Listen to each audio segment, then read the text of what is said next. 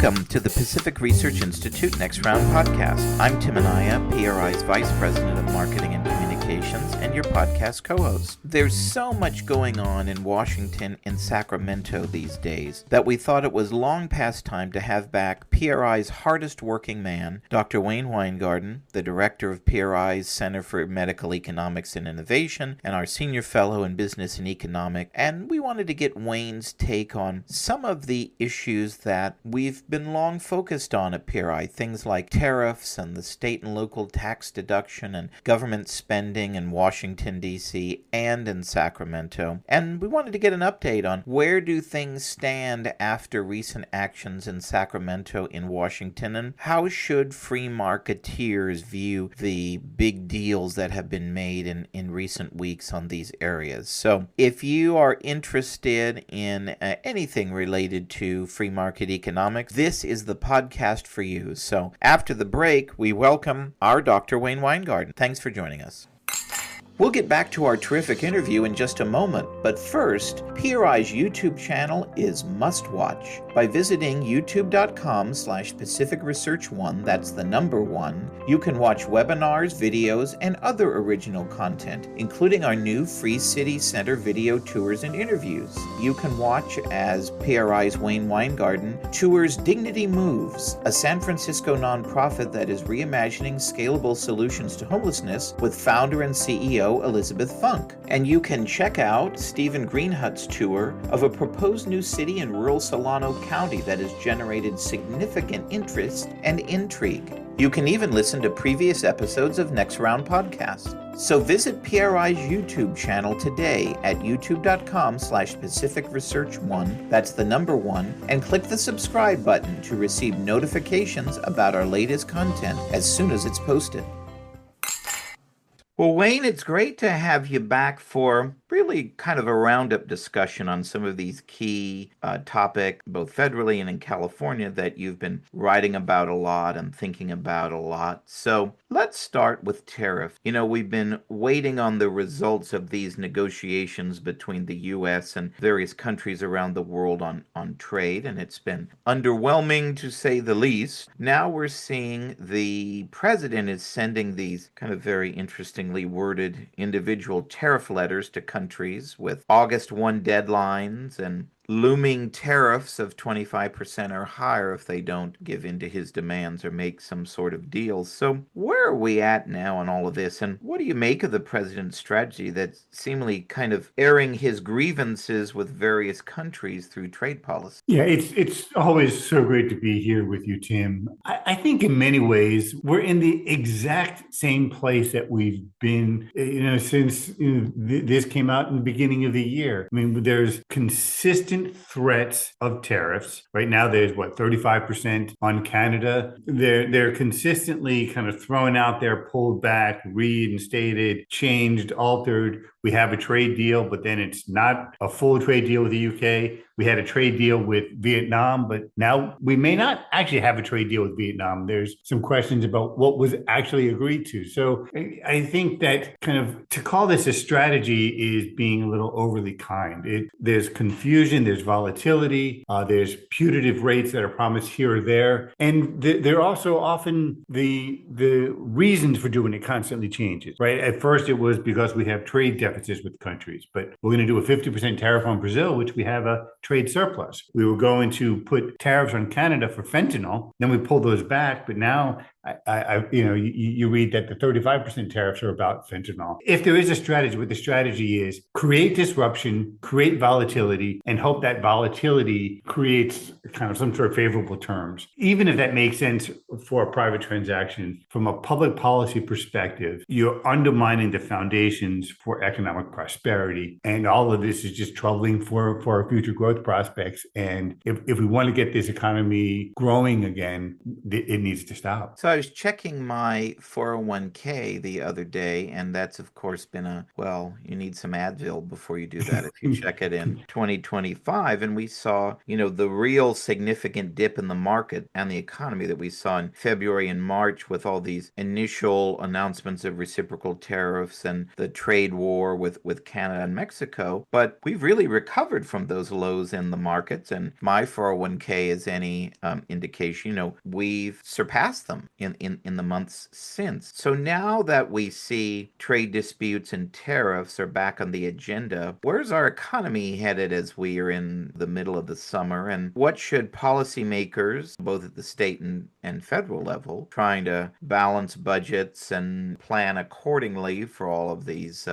economic disruptions, what should they be planning for in the coming months? And that's the $64,000 question, right? How do we plan in this environment? And for what it's worth, right, we had the tariffs announced yesterday. When we're recording today, on July 11th, the Dow is down a bit. Midday, S&P is down as well. And I think that's part of the kind of uncertain environment. And when it comes to kind of policymakers at the state level, the federal level, we need to be planning to an uncertain environment, and we need to be planning for a weakening environment. We remember, right, the first quarter, right, we saw the economy actually contracted, right? So GDP was declining in the first quarter. If you look at private sector employment growth, which is what really matters in terms of the economy, that's been growing, but it's been growing at a very anemic pace throughout the year. So, you throw in the affordability problems, and there really are some scary headwinds. So the policy uncertainty on top of those is making for large economic risks that looks like in the fall, going towards the fourth quarter, the economy might really kind of hit the wall. And that's really the fear right now. So, undoubtedly that the removing the planned tax increases in the big beautiful bill, that was removed a significant headwind, and that was good. But that's being undermined by these other problems. It's being undermined by the trade tensions. It's being undermined by the immigration rate, right? You have to remember, when they're going out and they're taking away all these workers in the ag industry and taking all these workers for the service industries. Well, one, we're losing those jobs, but we're also, people are afraid to go to work, and so we're losing that effort as well. That all hurts the economy, creates shortages here in the U.S., puts upward pressure on prices. So to your question, kind of with that background, right? What should state and local governments expect? You need to plan for fiscal year. You need to plan for tightening the fiscal kind of belt and not expanding new programs, because you're not going to have the revenues to support it. So it's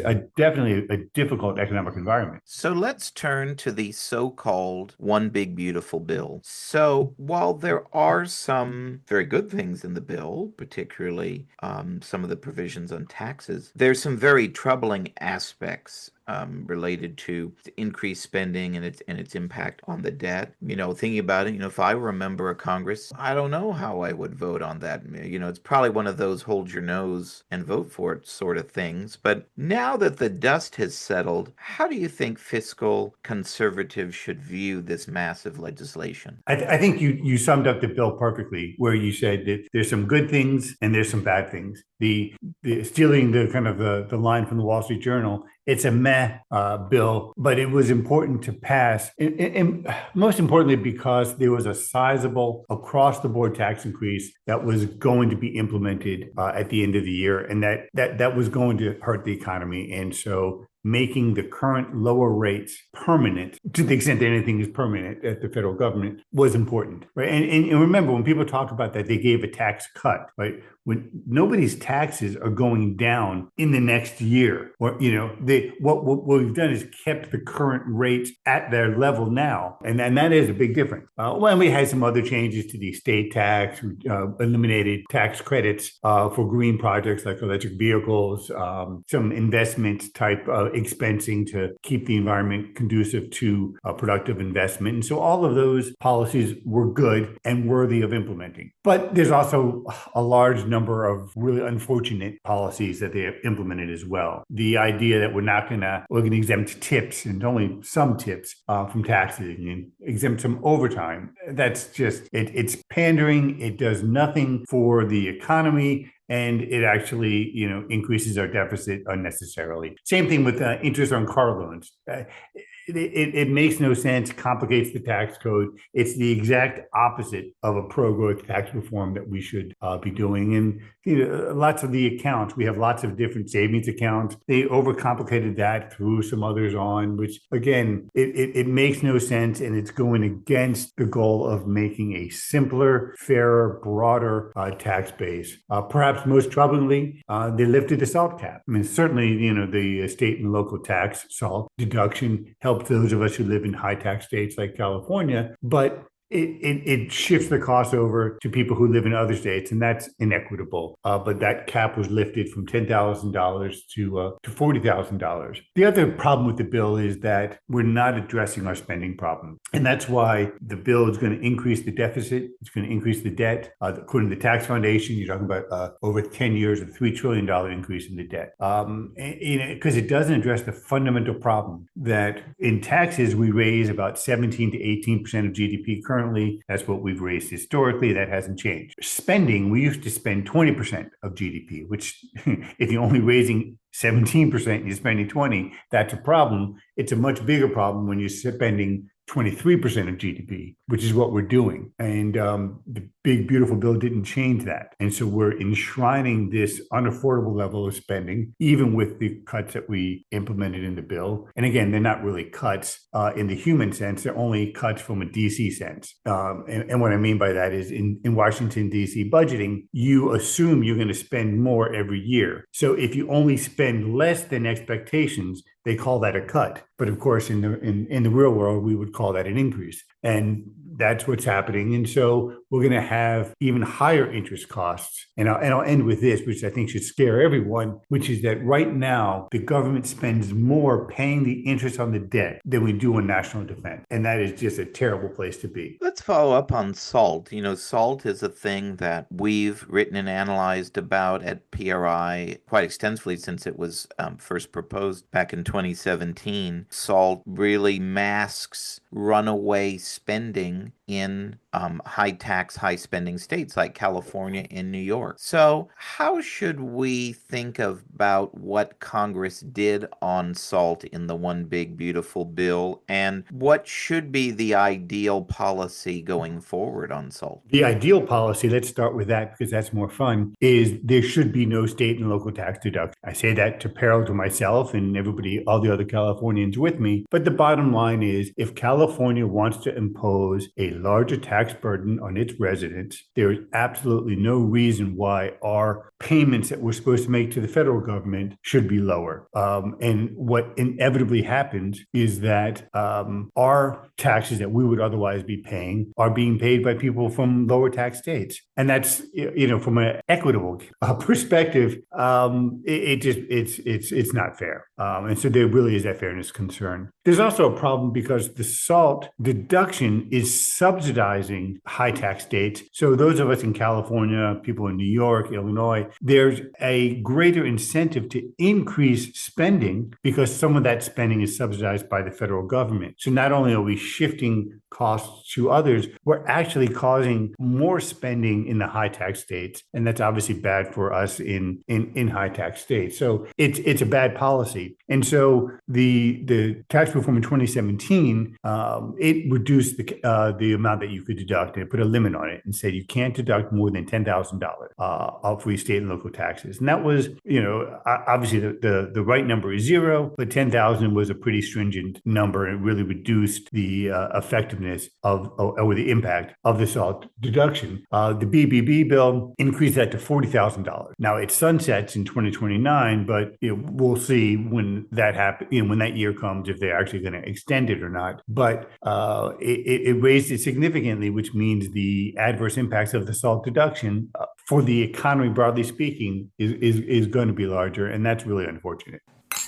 We'll get back to Next Round in just a moment, but first, are you getting PRI's regular email updates? If not, go to pacificresearch.org and click the sign up button at the top of the page to get the facts you need to fight back delivered every week to your inbox. Every week, PRI sends you what you need to know about what's going on in Washington, D.C. and Sacramento, and gives you the free market ideas needed to save our state and our nation. By going to pacificresearch.org and clicking the sign up button, you can sign up to have Policy Alert, our weekly roundup of all the best ideas from PRI scholars delivered to your inbox. Or you can sign up for event updates so you're the first to know when PRI is coming to your community with great events.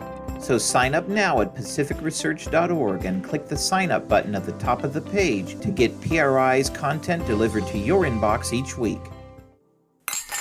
So now we're seeing Congress grapple, to your point about spending, with a so-called rescissions bill. We're going to have a final judgment on that this week as our podcast airs. And this bill would cut some of the spending in last year's budget. But the proposal is really only about $9 billion, and it includes some controversial cuts to things like public television and PEPFAR, which was the George W. Bush administration initiative of fighting AIDS in Africa. So how should fiscal conservatives view these cuts? It seems woefully inadequate, but are these the right or the wrong priorities? And what should Congress and the White House be doing to get spending under control? Well, I think this is asking the right question. And, we need to prioritize spending, and we need to make difficult choices on many issues. And in some cases, perhaps not so difficult choices. And so cutting this spending, which is what is referred to as discretionary spending, it is important. And it's something we need to do. But we also need to put this in perspective. So you're talking about $9 billion. We have a $7 trillion federal budget, right? And for perspective, we talked about this a little earlier. So we have a $7 trillion federal budget in 2025. In 2019, we had a $4.4 trillion budget. So the federal budget has increased by 60%. Meanwhile, the average household income is going up by 14%. So that gives you a sense of how much more burdensome the federal government is today than what it was. But it also gives perspective when you hear the howls of the big government types that their complaints seem hollow, right? That there's been such a huge increase in spending since 2019, but the government seemed to do things quite well, in 2019, or at least there was in 2019. The problem wasn't the government was too small. Let's put it that way. So undoubtedly, we need broad-based fiscal control, and that sometimes means picking up some of the banal issues, which is what that spending decisions we're talking about. And we need to review it, make sure that we're cutting the fat, not the meat, not the bone, but we absolutely need spending control. But we need to put that $9 billion in perspective. Again, we have a $7 trillion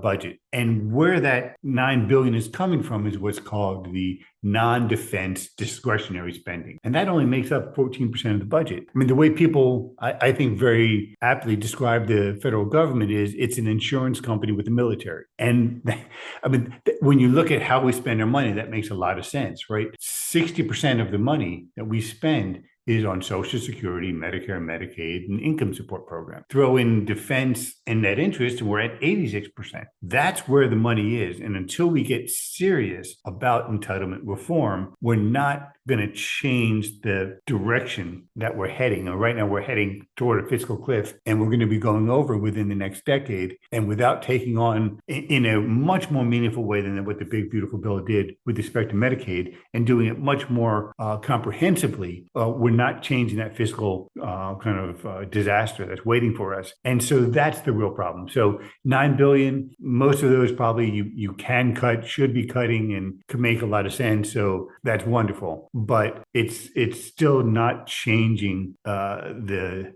direction that we're heading. And we're really heading in a very, very troubling direction. So one particularly good aspect of the One Big Beautiful Bill that you've mentioned involves the curtailing of the federal green subsidies, which is something that you've written about extensively at the state and federal level. So just how does the bill cut down on green funding, and what will it mean for what we'd all like to see, which is cutting back on these massive taxpayer-funded green giveaways in states like California? Does the congressional action and put those kind of giveaways on the budget chopping block where they belong. It did, and I think those are one of the good parts of the bill, and one of the things worthy of supporting. The Inflation Reduction Act had all sorts of energy tax credits part of it, and some of these were actually preceded it as well. But there was tax credits for electric vehicles, for residential energy efficiency. You had production tax credits and the investment tax credit, which subsidized wind and solar.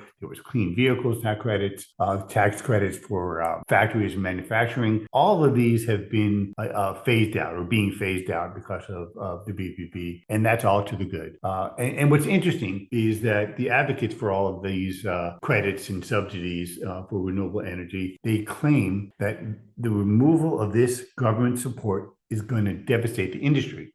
But they also claim that the alternative energy technologies are more efficient and cost less, and they're the energy of the future. And obviously you can't have it both ways, right? If these industries, after all these years, can't stand up on their own without government subsidies, then perhaps they're not as viable as advocates think, and that we need to stop subsidizing because we're throwing bad money after bad, but we need to stop doing that. So, and by the way, often when you raise that, you'll hear somebody say, "Oh, but there's subsidies for oil and natural gas as well," and some of those subsidies they claim aren't actually subsidies, but to the extent that there are special subsidies that oil and natural gas are getting, they should stop too. I mean, if we need to do fundamental entitlement reform, which we do, the first thing we need to stop is corporate welfare, right? If we're going to be addressing programs for lower income people, we should absolutely make sure that we squeeze the budget of all of this corporate welfare, because that obviously should be cut first. But your question was asking, how does California respond? And I think there's clearly going to be pressure, and we're already seeing it for the states to replace the tax credits. But the ultimate problem is the affordability of that for the states. The state governments simply don't have the resources to replace all these programs. And in fact, in California, we're already feeling the consequences from the green programs, and you're already seeing pushback against them. So while I think the political desire might be there for the states to try to replace the spending, they just don't have the fiscal capacity to do it, until on net there will be less. So staying on these green mandate, Congress also acted in recent weeks to put it into California's forthcoming ban on gas-powered cars. And it seems like Gavin Newsom and state officials are responding not by giving us a break, but by doubling down on what he calls California Way, which I write about in my book. So given both of these federal actions, do you think Californians will actually see some relief from these overreaching state mandates that will increase the cost of driving? Who's going to prevail here in this, battle between the feds and California? Well, can I start by giving a plug for your book, which is really excellent and everybody should read? And I'm always happy for that. To your question, will we see relief? I think the answer is yes. Not because the politicians in Sacramento want to do it, but they don't have the same capacity to implement the same sweeping policies. They're looking for ways around the ban, but to the extent that it stands, and they are trying to, there are court cases going on, but to the extent that this stands, alternative policies to the ban may be costly, but they're not as costly as a ban. And so will we continue to be punished for energy use in California? Yes. But it won't be as bad had these actions from Congress not occurred. But having said that, state policies will likely continue to impose real harm on consumers. Right? We just, right now, gasoline costs are about 40% more expensive in California than the national average, and given the tightening of the low carbon fuel standard that was just implemented, that difference is likely going to increase. Same things are happening with electricity prices. So from a green kind of policy perspective, while the federal actions are a setback to them implementing the California way, it is still alive and well. And we as consumers and residents are going to still be bearing exceptionally high costs, until we see we're beginning to see those cracks at the state level, but until we see kind of fundamental shift in the state policy, we're going to continue to bear that. So we also saw, as you mentioned, that California's doubled down in implementing the newly revised low carbon fuel standard, which is expected to increase gas prices. How much is up in the air, but there have been several analyses of this. And we're now seeing for the first time some Democrats in the legislature who are fearful of losing their seats, right, due to rising gas prices and really the rising cost of living, which it doesn't take much research to figure out that these government green mandates are the culprit for those rising costs. Well, we're seeing them proposing legislation to try and reform or undo some of the excesses of things like this low carbon fuel standard. Now, you've done some initial analysis of this LCFS and the Democrat legislation to alter it. So what's your verdict? Would motorists save much under the legislation? And what do you make of legislative Democrats challenging Newsom on really what's the centerpiece of his California Way agenda and, trying to chart a different course on green policy? Yeah, I think what we have is voters and residents are fed up with the lack of affordability in California. And that's broad-based, but it's really, when it comes to gas and when it comes to electricity, it really, is incredibly obvious. And the cost difference between California and the other states is incredibly obvious. And so that's the pushback that the politicians are feeling. And so they're trying to ameliorate that. Now, we've taken one step backward, right? Because the California Air Resources Board, which is a bunch of bureaucrats that aren't directly responsible to voters, but CARB, right? They tightened the low carbon fuel standard. And what that basically does is it sets standards on how much greenhouse gas emissions or carbon dioxide emissions we're going to have relative to a benchmark year. So the benchmark year is 2010. It used to be that we were going to be 20% below 2010 by 2030. They upped that to 30%. We were going to be 85% below 2010 by 2045. Now it's up to 90%. So they've made the standard stricter. And when you make that stricter, you actually means you're adding costs to the production and refining of gasoline. So the stricter the standard, the higher the costs. So, estimates now say it's about 9 cents, right? The current standards and where we need to meet it today, adding 9 cents to the cost of gasoline. We're about $1.40 more expensive, by the way, compared to all other states. 9 cents of that difference is because of the low carbon fuel standard. We're going to add another maybe 8 to 15 cents. So the CARB actions are making things less affordable. So that's the bad news. Now, the good news is with politicians feeling that heat, there's been a bill that's dropped, SB 237. It's questionable whether it can pass, but I think just that it was, dropped in this year, I think is in itself very notable. And that would actually cap, it gets very complicated, but it's going to cap future price spikes by putting a cap on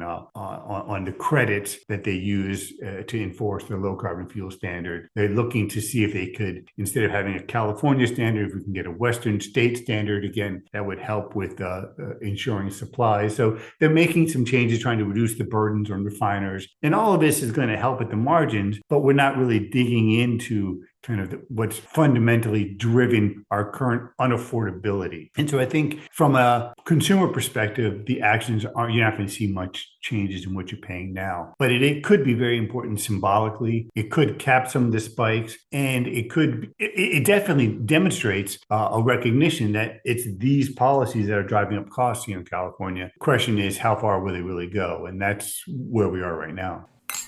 We'll get back to our great guest in just a moment. But first, are you following PRI on Facebook? By following PRI at facebook.com/Pacific Research Institute, that's all one word, you'll be the first to read free market ideas from PRI's terrific team of scholars on all the hot issues like education freedom, single-payer healthcare, crime, homelessness, green mandates like the ban on natural gas appliances, and more. Plus, when you follow PRI at facebook.com/Pacific Research Institute, you'll be the first to know when tickets go on sale for PRI's must-attend luncheons, dinners, and galas across the state. And you'll be first in line to secure your spot to hear great speakers like Michael Schellenberger, Gordon Chang, Steve Hilton, and many more. So go to facebook.com/Pacific Research Institute and follow PRI today so you'll be the first to know.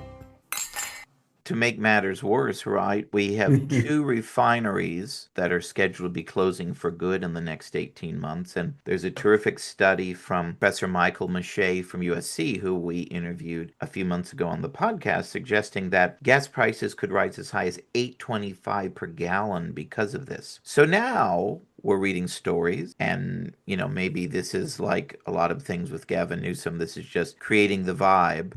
You hear the administration is reportedly considering having the state get into the refinery business. What do you make of this idea? How would it even work? It seems like a pretty bad one to me. It is. You know what? We don't have to imagine, right? Because there's an organization that's trying to be set up right now by the government called CalRx, right? And it's complete boondoggles, but it's a very similar story. So back in 2020, Governor Newsom signed a bill for the state to become a generic drug manufacturer. Right. And the whole explanation, it's rhyming with the whole fuel costs, right? But drug costs are too high. And so the goal was we need to produce generic drugs here in California so we can sell them at a much cheaper price and increase drug affordability. And the initial goal was to produce insulin because insulin costs were so high, right? And this is back in 2020. So now fast forward 5 years, right? We can kind of see what the future of our refinery business would be by looking at what's happening with our generic drug manufacturing business, right? Well, the state's still not manufacturing a thing. The project is years away from producing anything. But meanwhile, and this is what's most interesting, market trends, right? Biosimilar competition has actually pushed prices for insulin down 42% compared to 2020. And insulin prices are now the lowest they've been in a decade, right? So in other words, the more important thing was for the government to fix the policies that were creating the problem, obstructing the market, playing their role well, right? That's a much better way to encourage competition, improve prices. And I think there's a direct lesson between the generic manufacturing and this refinery idea, right? Stop imposing regulations that make it so expensive to refine gas in California, right? That's how you get gasoline to be more affordable. You're not a refiner. You don't have the expertise to be a refiner. You don't understand the business. Why on earth are you going to get into the business? There's just no rationale. Well, I think the rationale is like when the governor presents a giant check for a homeless program or anything else. It's a great photo op, great window dressing. Yes, I stand corrected. So as we close, let's do so with a discussion of our overall fiscal picture now that governor and the legislature has adopted a budget plan. You've been writing and analyzing about the various state budget proposals throughout the year. So what do you make of this budget plan that the governor and lawmakers finally enacted? Does it set us on a sound financial path, or are we still spending way too much? We're on an unsound fiscal path, and we are absolutely spending too much. The budget's balanced in name only. It employs gimmicks and fun shifts, and they almost explicitly say they're hoping that a strong economy next year is going to bail us out. So it's predicated on gamesmanship and hope, and that's no responsible way for the largest state in the country to budget. And in fact, the LAO, right, the Legislative Analyst Office, they're expecting $20 billion budgets for years, next 3 years, and it's probably likely going to be worse than that because the economy is going to probably underperform, and all the games that we've been playing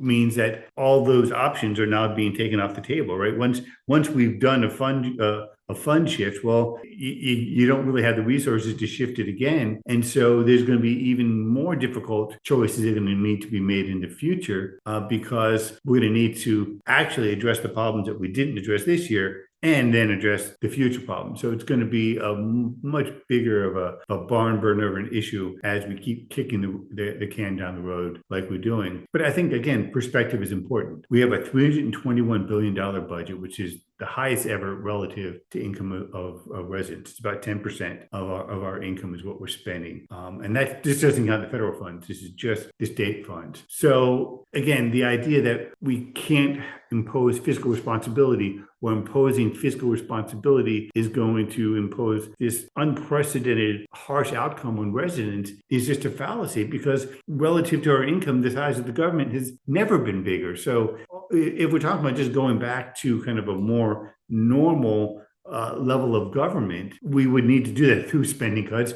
And, it's how we operated for years. So it's a political slogan that's really not grounded in reality. And that's a problem because we have a budget reckoning coming up. We're going to need to have fiscal discipline. And so the gamesmanship is going to be working against the solution that we need, but two, it's going to eventually, if you don't have fiscal discipline, you're going to turn to tax increases. And those are going to, given where we already are, those could really set off an exodus from the state like we haven't seen, because we're already so overtaxed. To stress that more is very troubling. So finally, let's end on a positive note. There was one seemingly good provision in the budget that puts into place long overdue CEQA reforms to help jumpstart housing production and reduce unnecessary state bureaucracy on several categories of building projects. In fact, Governor Newsom actually held up the budget till lawmakers passed these reforms, and some of them went along through gritted teeth. So what do you make of these policy changes? Are these the types of things that we need to be doing to boost housing production in California? And what more should lawmakers be doing to make it more affordable to build in California? I love your statement, let's be optimistic. And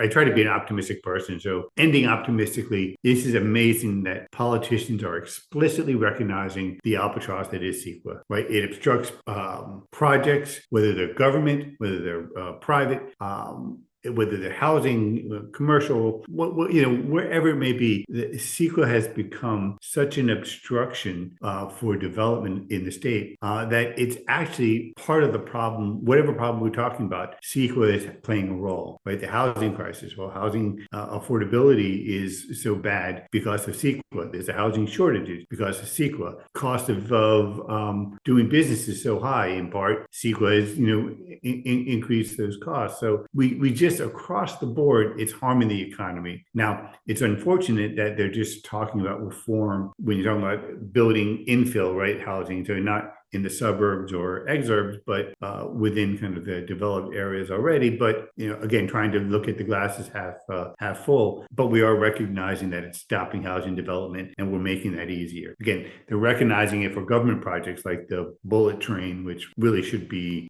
stopped funding altogether, but recognizing that it stops the construction there, that's a wonderful thing. Let's recognize that it's far from the only industrial project that's being harmed by CEQA, and we need to expand it out. So the recognition of the CEQA's role is really great. It won't be very meaningful until we really expand that recognition. But again, trying to be optimistic, it is a good thing that we've made those changes and that we've explicitly connected this one policy to so many of the problems it's causing. Well, Wayne, thanks so much for joining us for this pretty meaty discussion into some really important policy debate. I always love being here, so thanks so much. If you like this episode, please tell your friends and subscribe to PRI's podcast at iTunes, Google Play, Stitcher, TuneIn, iHeartRadio, and Spotify. And when you're on these platforms, don't forget to give us a big 5 stars. If you don't subscribe to any of these, you can still listen on PRI's YouTube page, youtube.com/Pacific Research 1. That's the number 1. Thanks for listening. I'm Rowena Ichon. Hope you'll come back again for next round with PRI.